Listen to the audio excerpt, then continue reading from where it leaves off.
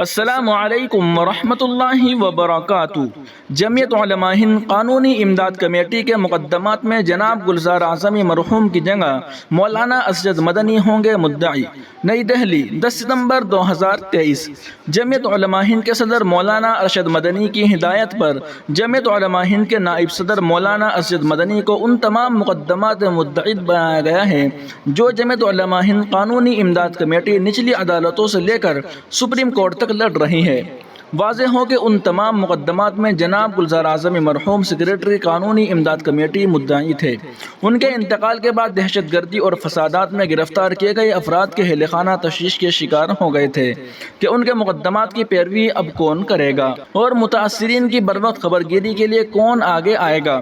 جمعیت علماء ہند کی قانونی امداد کمیٹی کسی تعارف کی محتاج نہیں ہے۔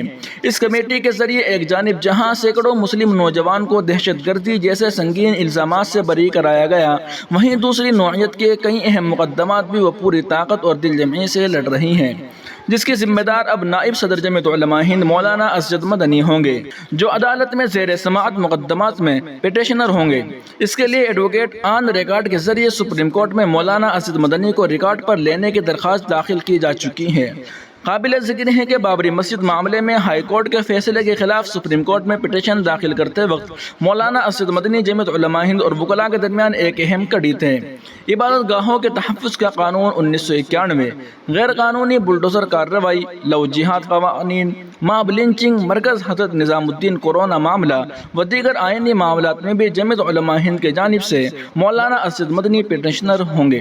صدر جمعیت علماء ہند کی ہدایت پر 6 افراد پر مشتمل جمعیت علماء مہاراشٹر قانونی امداد کمیٹی مہاراشٹر میں اپنا کام کرتی رہے گی، جس میں کارگزار صدر حافظ مسعود حسامی، سینئر سیکریٹری مولانا حلیم اللہ قاسمی، خازن مفتی یوسف قاسمی، لیگل ایڈوائزر ایڈوکیٹ شاہد ندیم، ایڈوکیٹ انصار تنبولی اور آفس سیکریٹری مولانا معراج قاسمی شامل ہیں۔ دعا کیجیے کہ اللہ تعالیٰ جمعیت علماء ہند کی حفاظت فرمائے، اور آپ سے درخواست ہے کہ آپ ہمارے اس یوٹیوب چینل محاسن اسلام کو سبسکرائب ضرور کر لیجیے گا۔ بیل آئیکن پر کلک کرنے سے آپ کو ہماری تمام اپڈیٹ بر وقت ملتی رہے گی۔ شکریہ، جزاکم اللہ خیرا۔